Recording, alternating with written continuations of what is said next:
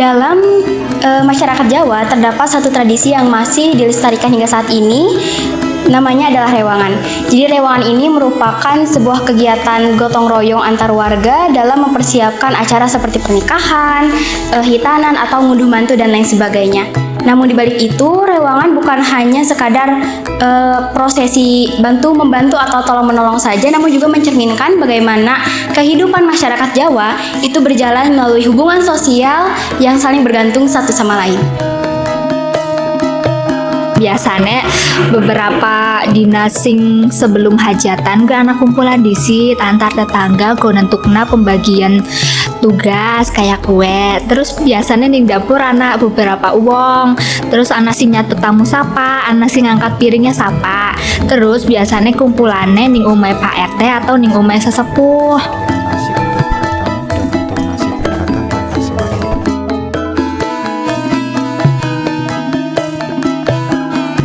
Kegiatannya, warga biasanya datang tanpa undangan resmi. Hal ini terjadi karena adanya kesadaran bersama sebagai bagian dari komunitas. Rewangan ini menciptakan hubungan yang kuat, di mana masyarakat tidak hanya saling bekerja sama, tetapi juga menciptakan hubungan yang lebih erat.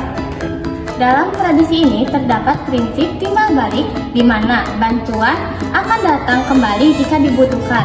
Rewangan dapat dipahami sebagai tabungan sosial dalam masyarakat. Namun, dari sisi lain, ada norma yang tidak tertulis yang mendorong setiap individu untuk ikut berpartisipasi.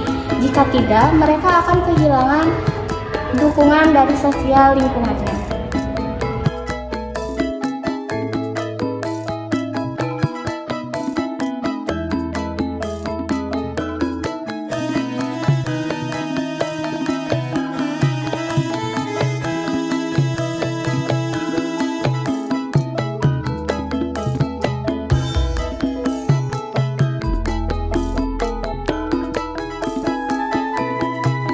Dalam pelaksanaannya terdapat pembagian peran antara laki-laki dan perempuan.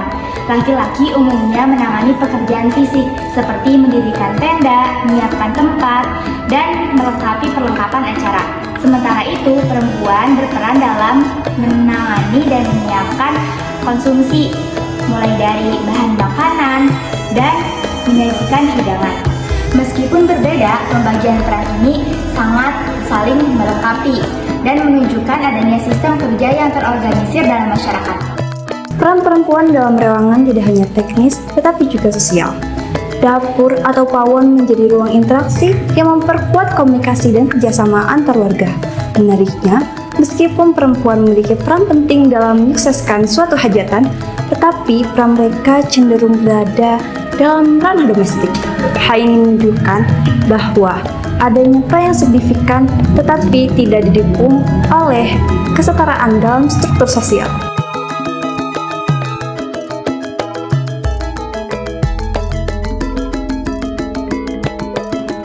Orang mbak, dewek biasanya orang dinain duit nih akhir, tapi sebagai kayak tanda terima kasih biasanya dewek dinain panganan, tapi panganannya go cukup sing sekeluarga kayak itu mbak akeh lah ya.